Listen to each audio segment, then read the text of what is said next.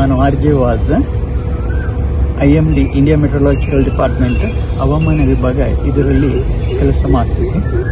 ನಾನು ನಮ್ಮ ಡಿಪಾರ್ಟ್ಮೆಂಟಿನ ಮಂಗಳೂರು ವಿಮಾನ ನಿಲ್ದಾಣದಲ್ಲಿ ಆಫೀಸರ್ ಇನ್ಚಾರ್ಜ್ ಆಗಿ ಕಾರ್ಯನಿರ್ವಹಿಸುತ್ತಿದ್ದೆ.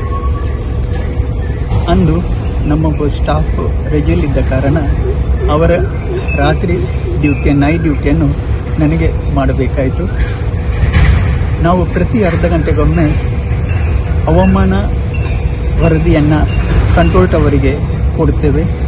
ಏರ್ ಟ್ರಾಫಿಕ್ ಕಂಟ್ರೋಲರ್ ಅದನ್ನು ವಿಮಾನಗಳಿಗೆ ಕಳಿಸ್ತಾರೆ. ಅಂದು ಕೂಡ 6 ಗಂಟೆಗೆ ಇಂಥದ್ದೇ ರಿಪೋರ್ಟ್ಗಳನ್ನು ನಾನೇ ಬರೆದು ಅಬ್ಸರ್ವೇಷನ್ ತಗೊಂಡು ಬರೆದು ಕೊಟ್ಟಿದ್ದೆ. ಫ್ಲೈಟ್ ಲ್ಯಾಂಡ್ ಆಗಲಿಕ್ಕೆ 2-3 ವೆದರ್ ಪ್ಯಾರಾಮೀಟರ್ಗಳು ಮುಖ್ಯ. ಇದರಲ್ಲಿ ಮುಖ್ಯವಾಗಿ ವಿಸಿಬಿಲಿಟಿ.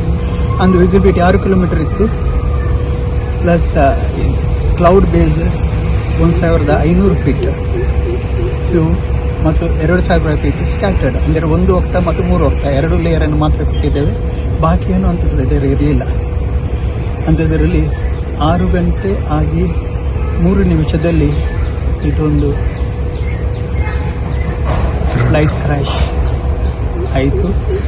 ಮತ್ತು ಇದು ನಾವು ಯೋಚಿಸಲಾಗದ ಪರಿಸ್ಥಿತಿ ಅಂಥ ಪರಿಸ್ಥಿತಿ ನಾವು ಎದುರು ಮಾಡ್ತೇವೆ ಅಂತ ಕೂಡ ನಮ್ಮ ಕನಸಲ್ಲೂ ನಾವು ಯೋಚಿಸಲಿಲ್ಲ. ಅಂದರೆ ಈ ಏರ್ಪೋರ್ಟಲ್ಲಿ ನಾನು 31 ವರ್ಷ ಡ್ಯೂಟಿ ಮಾಡಿದ್ದೀನಿ. ಅಂಥದ್ರಲ್ಲಿ ಈ ಒಂದು ಮುಂಜಾನೆ 22 ಮೇ 2010 ಯಾವಾಗಲೂ ನೆನಪಿಗೆ ಉಳಿಯುವಂಥದ್ದು.